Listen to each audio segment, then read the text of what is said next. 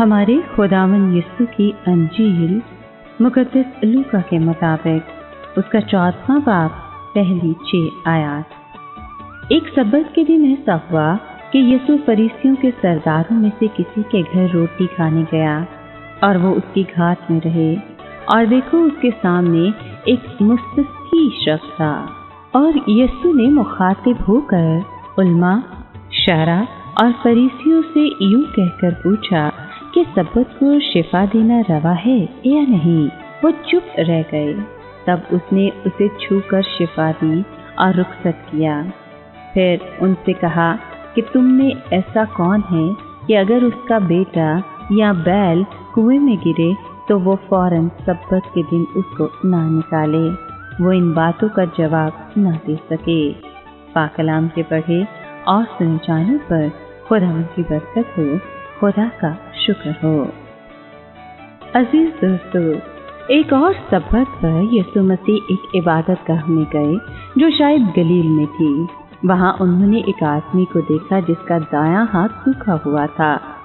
इबादत गाह में मौजूद शरीयत के आलम और फरीसी बड़े गौर से मसीह यीशु को देखने लगे कि अब वो क्या करेंगे। फिर उन्होंने ऐसा सवाल किया जिससे उनके इरादे जाहिर हो गए। उन्होंने पूछा कि क्या सब्बत के दिन किसी को ठीक करना जायज़ है। यहूदियों के मजहबी पेशवाओं का मानना था कि सब्बत के दिन सिर्फ उस शख्स का इलाज करना जायज़ था जिसकी जान खतरे में हो। मिसाल के तौर पर अगर किसी की हड्डी टूट जाए या उससे मौत आई हो तो उनके नज़दीक सब्बत के दिन उनका इलाज करना जायज़ नहीं था, क्योंकि उसकी जान खतरे में नहीं थी। शरीयत के आलम और फरीसी यीशु मसीह से सब्बत के मुतालिक इसलिए पूछ रहे थे क्योंकि उन्हें उस मजदूर आदमी की फिक्र नहीं थी, बल्कि वो तो यीशु पर इल्ज़ाम लगाने का बहाना ढूंढ रहे थे। अलबत्ता यीशु मसीह उनकी सोच से वाकिफ था। सच है कि शरीयत में सब्बत के दिन काम करने से मना किया गया था, लेकिन फरीसियों ने इस हुक्म के हवाले से बहुत से इजाफी असूल बना रखे थे जो कि पाक सहीफों से मेल नहीं खाते थे।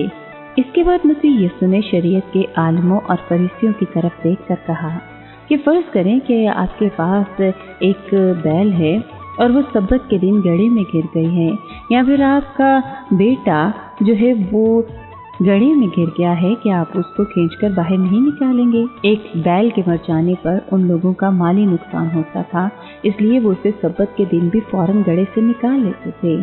इसके अलावा खुदा के कलाम में लिखा था कि सादिक अपने चौपाई की जान का ख्याल रखता है। फिर मसीह यीशु ने ये माकूल बात कही कि इंसान तो बैल से कहीं ज्यादा अहम है, इसलिए सब्बत के दिन अच्छा काम करना जायज़ है। लिहाजा उस आदमी को शिफा देने से वो सब्बत को नहीं तोड़ रहे थे। यीशु मसीह की बात से उनकी रहमदिली और दानिशमंदी जाहिर हुई। उनके मुखालिफ उनकी दलील का कोई जवाब नहीं दे सके, इसलिए वो चुप रहे।